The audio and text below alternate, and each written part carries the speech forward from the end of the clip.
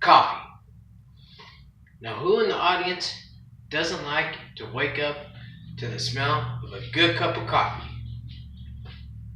Anybody? Exactly. Coffee is the very number one reason that people even wake up in the morning. I know what you're thinking, right? Who is this guy?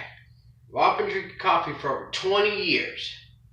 So I think I'm qualified to give you a few tips on making the perfect cup of coffee.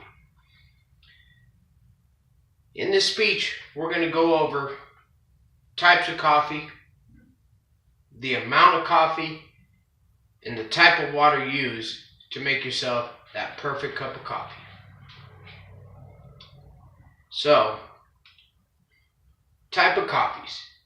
Well, I brought you a few examples.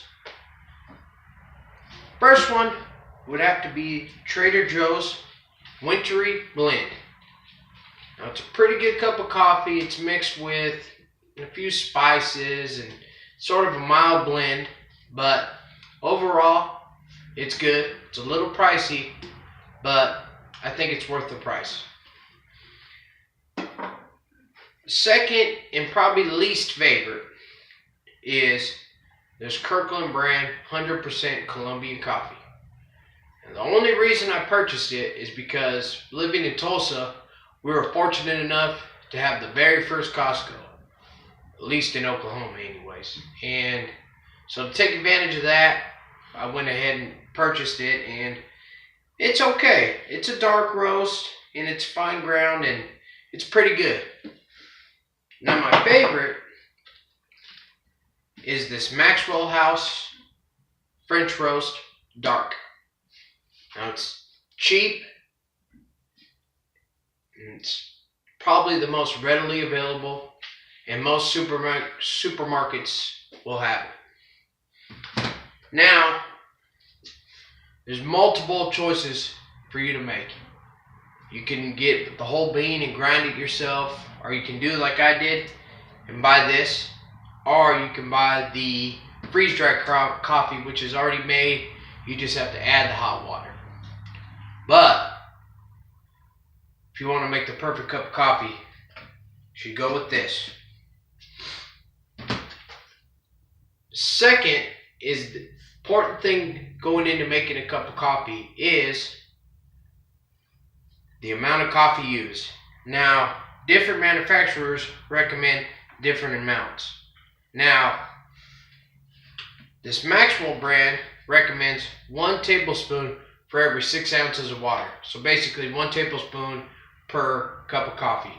Now, if you're an experienced drinker like myself, then you probably want to use 2.5 times that amount, which is 2.5 tablespoons per cup of coffee. Now, of course, always make it to taste, but if you want that perfect cup, remember, more coffee to water ratio is always the best. The third point to touch on is the type of water that you want to use. Okay? I myself love to use natural tap water. It's easy, it's always good, and I think it has the best flavor. Now, if you live in Flint, Michigan, perhaps, you may want to think about that and use some type of bottled water. But since I'm here in Tulsa, I prefer and recommend tap water. Now, some people will tell you that filter water is the best or distilled water. It's tap water. It's the number one thing to use. Well, in conclusion, I hope that I gave you a few tips on making the perfect cup of coffee. So, I guess I'll end this with a story. I think my very first cup of coffee was probably almost 25 years ago. And I remember sitting with my great-grandma, and it was wintertime, and it was cold outside, and I think she invited me into the kitchen, and it was probably 9:30 or 10, and she made what she liked to call Indian coffee, which is, she was a Depression baby, so, you know, it was probably the cheapest coffee, and she used a whole bunch of sugar and little bit of milk, and she called that Indian coffee. But I just remember sitting there, and it was warm, and it was sweet, and it was good. And I think that experience alone is what, made me want to pursue the very best cup of coffee. Anyways, thank you guys for listening, and I hope you come away from this demonstration speech a little bit more informed on coffee. Thank you.